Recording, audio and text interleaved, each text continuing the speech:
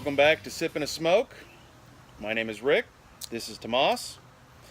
And today we are going to do the Acid line by Drew Estates, the Kuba Kuba. This is from the blue line. It's a Nicaraguan, hand-rolled, with, what's the wrapper on it? This is a canela wrapper. It's a green tobacco. It's called canela, which means flame. It's basically going to give you a much lighter burn than the Maduro wrapper or even the Connecticut wrapper. It's going to have a little bit more sharp flavors to it, the tobacco itself, but with the Kuba Kuba being a flavored, spiced tobacco, it won't be as noticeable, but you will see a little bit of a lighter flavor out of this one than the standard blue label Kuba Kubas. Today we're pairing it with Bernheim Original Kentucky Straight Whiskey. This is a wheat whiskey. This is actually one of the first new American style of whiskey since Prohibition, aged 7 years in open rickhouses, which is the traditional style in Kentucky of the aging process. You have the barrels in an open, basically shelters, and it's a lighter style whiskey. Uses winter wheat. Winter wheat is also used in Maker's Mark, so if you're a fan of Maker's Mark, I highly recommend this one here to give it a try.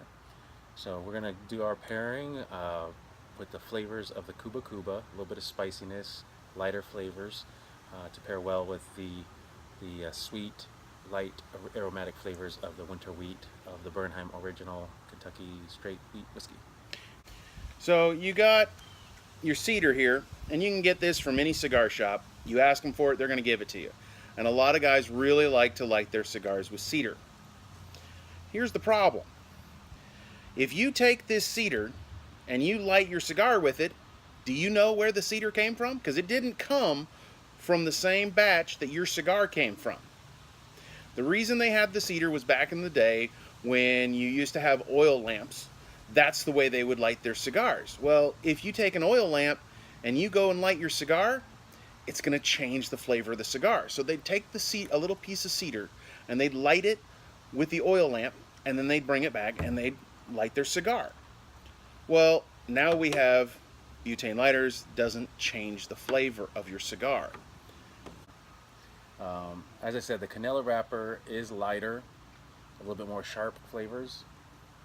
This is a good cigar, but just my preference, I like a little bit more warm flavors, a little bit more earth notes than the tinginess or bright flavors, light flavor that you get out of this particular cigar. You get a little bit more acidity to it because it is a unaged tobacco, so it still retains a lot of its natural tannin. Tannin being that kind of acid, sour kind of notes that you would normally get like out of a wine, for example. Grapes have, the skin has tannin in a wine. That's why the more you leave the skin contact in the wine, you're going to get more tannin out of it. An unaged leaf will have more tannin, and so that's kind of what I get out of it, just because, again, it's my palate. As I explained last video, everybody has a different palate. Everybody likes different things. Don't put yourself in a box. Go outside your box, try something different. You may find something you like. For me, I prefer the Maduro wrapper, but this isn't bad. I'm right there with you. The Maduro wrapper is a much stronger wrapper. It tends to give a little bit more punch to it, which is what I like. I like strong, bold flavors. However, that being said, this is not a bad cigar. I have, in my life, had many cigars, and I've had a few bad ones that I've actually put down after a few drags. So this one, I wouldn't have a problem smoking this whole thing. It's actually pretty nice, and it pairs well with this whiskey. So yeah, if you're into like Macanudo, if you're into Ashton, and you have that kind of lighter profile, these two pair extremely well together. They again, they complement one another. They're both very light, very easy on the palate. My palate, again, like I said, my palate just, I taste a little bit more of that acidic tannin to it, but the whiskey kind of cleans that off. That first sip of the whiskey, the first notes that you get are a little bit more creaminess, a little bit more of that winter wheat flavor profile that pairs with the spices that are put into the cigar really well. It's just the finish for me just has a little bit of a sharpness to it. Some people like that. Some people like a little bit of a sharp finish. I happen to not be one of those people, but I still can easily smoke and drink with this combination. One of the things I really like, I am a fan. I'm a big guy. I'm a fan of sweets, and so this one happens to have a sweetness on the wrapper. Again, it's been a while since I've had this, so I completely forgot that it actually has that sweetness. So that sweetness helps out with the internals of it. Uh, the inside of it is a little bit more earthy than what I like, but it's still nice. With this sweetness, it really does offset each one. And then you add in the scotch, and the scotch has a nice twang to it, to put it the best way I can. That when you take your drag and then you take your sip, everything just works so well together. It just have a nice clean finish. When you talk about finish on a wine or on a cigar or mouth feel, what you're looking for is how does it leave your mouth at the end? Is it clean? Is it lingering? Is it coating your mouth? Is it leave you with like kind of a salival kind of moisture in your mouth? I actually had the luxury of going to Beam Distillery and hanging out with Fred No, who is the grand descendant of Jim Beam, and he always talked about the Kentucky Chew, and basically when you get that kind of creamy mouthfeel and you can chew on it. So every time he would take a sip, he would do this, and he called that the Kentucky Chew because you're just kind of really just working that around inside your palate and exposing every part of your palate to what you just consumed. And so this kind of leaves a nice, clean, sharp, clean palate at the end, which makes you want to have another drink. It makes you want to have another drag. It's a good thing, just as much as having a heavy creaminess is a good thing, where it gets a nice lingering after notes. So it just varies from person to person and palate to palate. But this is a good combination for that nice, clean, sharp, clean flavors. So far, I would definitely recommend this set. We both agree that these work really well together. That winter wheat whiskey is just really enhances the sweetness of this cigar, and so a lot of people find it to be a mystery, how to pair things and stuff like that. What are some of the things that you're coming across working at the cigar bar lately? A lot of it is people come in and they just don't know what they like.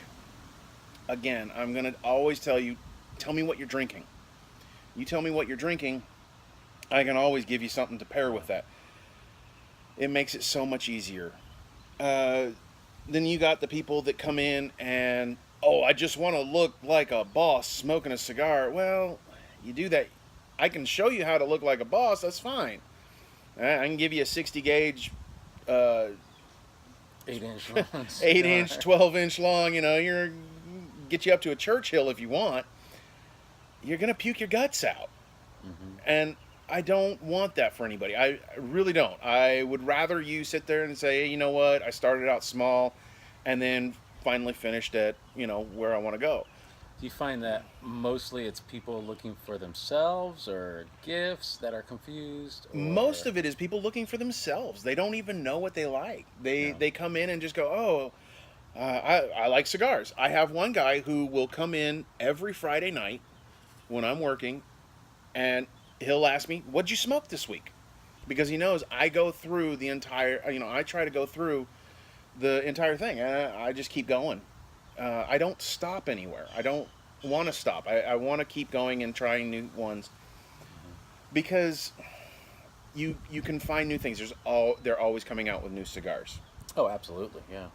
And the interesting thing about it is that with cigars, it's not just the wrapper that identifies it. It's not just the country of origin that identifies it, because there can be 6 different types of tobacco on one cigar. You have a blended filler, and then you have a binder, and then you have the wrapper. So there could be infinite combinations of types of tobacco or origins of tobacco within that cigar and everything.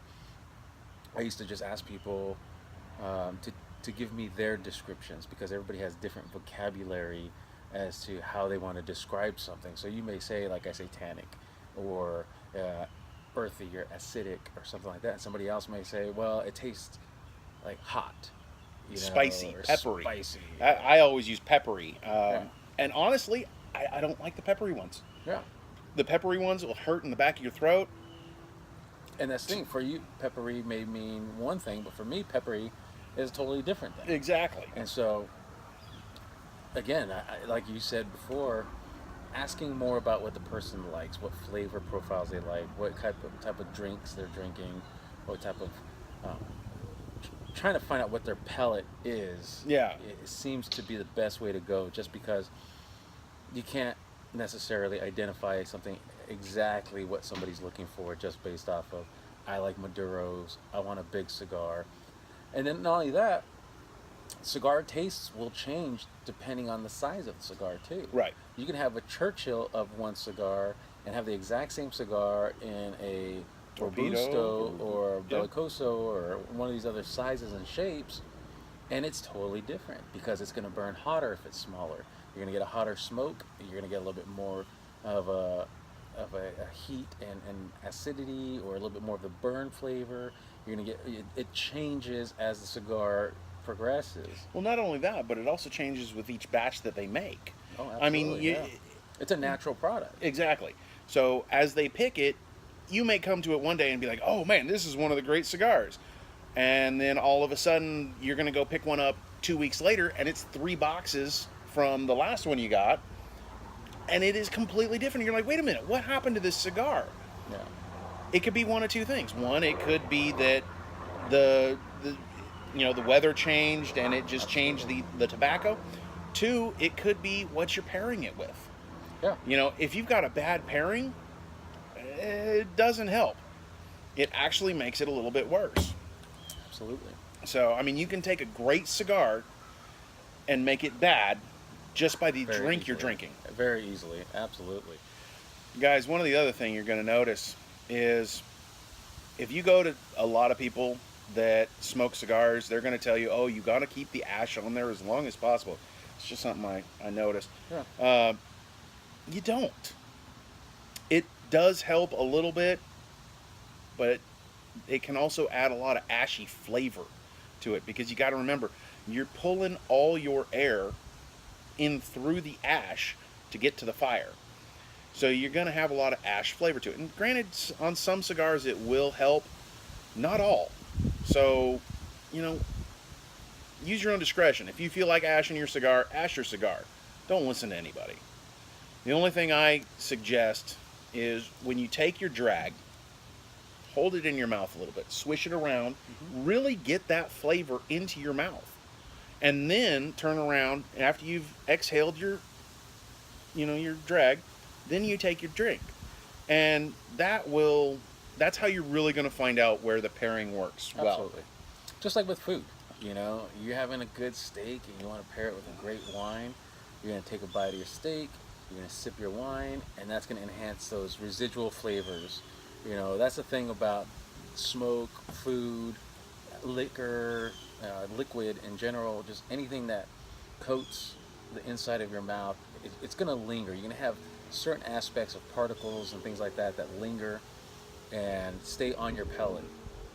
And so when you introduce another additional layer of flavor, those two things commingle, and they just sometimes really work well together.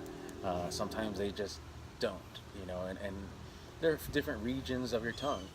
You want to make sure you coat all of it, so that way you're going to really get the full experience, rather than just having just the tip of your tongue where you taste more of the sour flavors, or more on the sides of your tongue where you taste acidic. That's why when you have like a bite of lemon, you feel it on the sides. That's where all the acid goes. And so you want to make sure you're really just getting that full coating and pairing the two together, letting the flavors commingle and marry inside your mouth on your palate. So guys, from us over here at Sippin' a Smoke, have a good day, and we'll see you next time, okay?